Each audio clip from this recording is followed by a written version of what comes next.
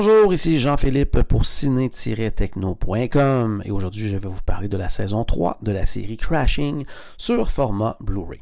C'est une série produite par Pete Holmes et Judd Apatow. Ça met en vedette justement Pete Holmes dans son propre rôle, une version fictive de lui-même dans lequel il joue en fait Pete bien sûr, qui est très religieux, qui voulait devenir pasteur mais qui est finalement devenu humoriste. Donc on suit son parcours là, pendant cette série qui s'appelle Crashing.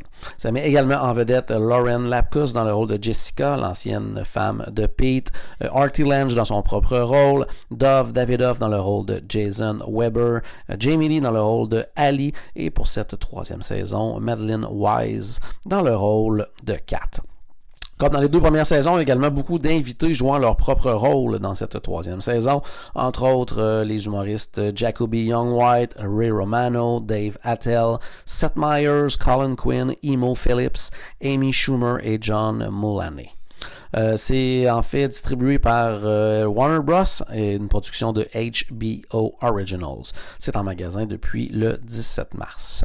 Cette série diffusée sur HBO raconte l'histoire semi-fictive de l'humoriste Pete Holmes qui, suite à un divorce, déménage à New York dans le but de faire carrière dans les clubs de stand-up. Dans les deux premières saisons, comme il arrivait sans le sou et sans contact, il n'avait pas de résidence fixe, trouvait un lit ici et là chez des humoristes qu'il rencontrait. De là, le titre de la série Crashing. Dans le fond, il crachait chez les gens, il couchait où il pouvait, quand il pouvait. Cet angle, justement, permettait les interactions avec des humoristes connus invités là, dans la série.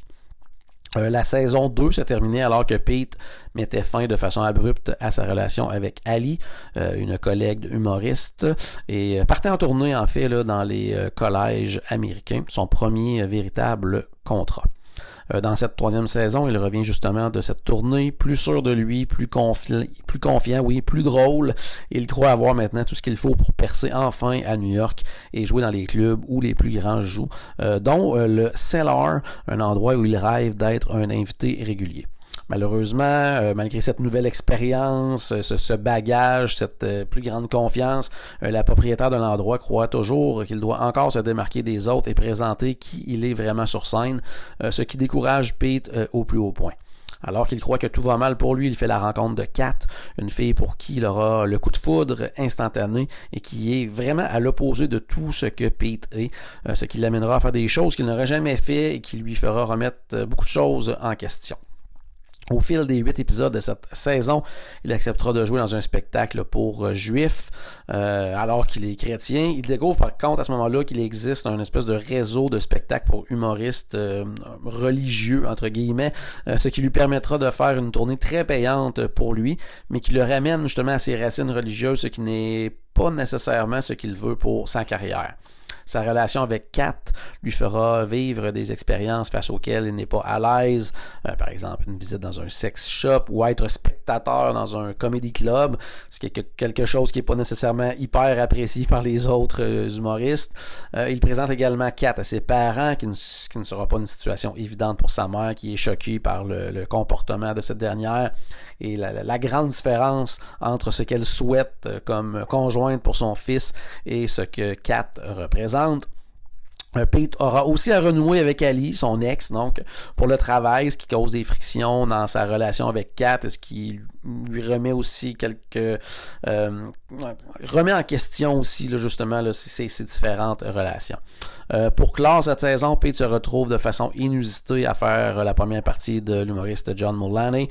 Cette prestation sera déterminante pour la suite des choses, autant pour sa vie professionnelle que sa vie amoureuse.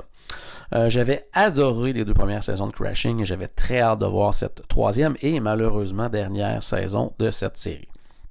HBO a en effet décidé de ne pas renouveler pour une quatrième saison en raison en fait de leur programmation bien garnie là, au niveau comédie. Il faut dire aussi que malgré toutes ces très grande qualité. Crashing reste quand même une production assez nichée, à mon avis. Là. Ça s'adresse énormément à ce qu'on appelle là, les comedy geeks, là, les fans d'humour. Oui, la série nous présente de manière fictive la progression de la carrière de Pete dans le monde de l'humour, mais il y a vraiment beaucoup de place aussi au numéro de Pete, aussi des autres humoristes invités. Donc, à mon avis, là, vraiment pour apprécier la série, il faut être à la base un fan là, de stand-up. J'adore justement voir les apparitions d'humoristes invités. Tout le monde semble vraiment y prendre plaisir. Parfois un peu étrange par contre de voir certains humoristes jouer leur propre rôle alors que d'autres vont jouer des rôles fictifs, là, comme par exemple justement l'humoriste Jamie Lee qui joue le rôle d'Ali. Donc elle fait pas son propre rôle, mais on la voit côtoyer d'autres humoristes qui font leur propre rôle alors que dans la vraie vie, là, quand on voit des specials de comédie ou n'importe quoi, ben ils sont dans le même programme et tout. Donc ça fait un petit peu étrange là, à mon avis. J'ai trouvé qu'il y avait par contre vraiment un meilleur équilibre cette saison-ci entre les intrigues personnelles et les intrigues professionnelles. C'est comme si le personnage de Pete était beaucoup plus installé, qu'on a décidé de lui donner une vie autre que celle là, de comédien de stand-up, ce qui, à mon avis, rend la série là, encore plus intéressante. Pour ce qui est de la finale, ben, je dirais qu'on reste un peu sur notre appétit. Je sais pas à quel point c'était prévu là, quand ils ont filmé le tout. Ça reste quand même assez ouvert là, comme fin. D'ailleurs, les producteurs n'écartent pas l'idée de transposer le tout au grand écran là, pour conclure le tout sur une bonne note. Les pistes sonores disponibles, c'est anglais DTS HD Master Audio 5.1. Aussi, on a espagnol Digital Surround 2.0 avec sous-titres anglais, français et espagnol. Pour ce qui est des suppléments, encore une fois, pas grand-chose à se mettre sous la dent, là, comme c'était le cas lors des 2 premières saisons. J'aurais espéré des versions plus longues des numéros de stand-up, là, par exemple. Mais on a le droit à des très courts suppléments, là, entre autres sur le tournage de cette 3e saison, puis sur un spectacle organisé aussi là, pour célébrer le lancement, le début de cette nouvelle saison. Dans tous les cas de ces suppléments-là, c'est beaucoup trop court. En conclusion, Crashing saison 3 est à la hauteur de mes attentes et même plus, je vous dirais. Si vous aimez le monde de l'humour et que vous recherchez une série à regarder, Crashing a vraiment tout pour plaire. Et en sachant que la série est maintenant terminée, ben, vous pouvez regarder les 3 saisons, l'une à la suite des autres et ainsi suivre les aventures complètes de Pete Holmes dans la grosse pomme. C'était Jean-Philippe, merci et bon visionnement.